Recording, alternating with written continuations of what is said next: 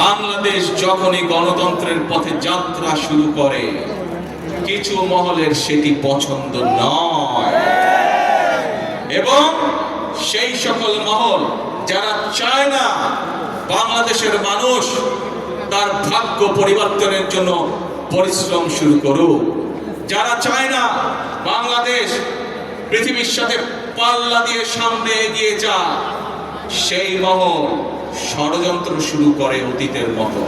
অতীতে যেমন তারা ষড়যন্ত্র করেছিল, প্রিয় ভাই বোনেরা, তাদের সেই ষড়যন্ত্র কিন্তু 12 তারিখের আগে যখন সফল হয়নি, 12 তারিখে যখন তারা দেখলো বাংলাদেশ তো আবার জনগণের সিদ্ধান্ত মোতাবেক চলা শুরু করলো, বাংলাদেশ তো আবার গণতন্ত্রের পথে চলা শুরু করলো, তখন নতুন করে তারা ধীরে ধীরে বিভিন্ন রকম ষড়যন্ত্র শুরু করলো।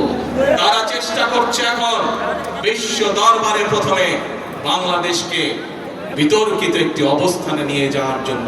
তারা চেষ্টা করছে বিশ্ব দরবারে বাংলাদেশ যাতে বন্ধুহীন হয়ে পড়ে, কিন্তু বিশ্ব দরবার দেখছে বর্তমান সরকারের পেছনে বাংলাদেশের মানুষের জনগণের সমর্থন রয়েছে।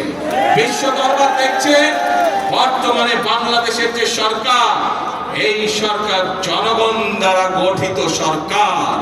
বিশ্ব দরবার দেখছে বর্তমান যে বাংলাদেশ পরিচালিত হচ্ছে যেই সরকার দ্বারা, যেই সংসদ দ্বারা, এই সংসদ, এই সরকার জনগণের দ্বারা গঠিত সংসদ, জনগণের দ্বারা গঠিত সরকার।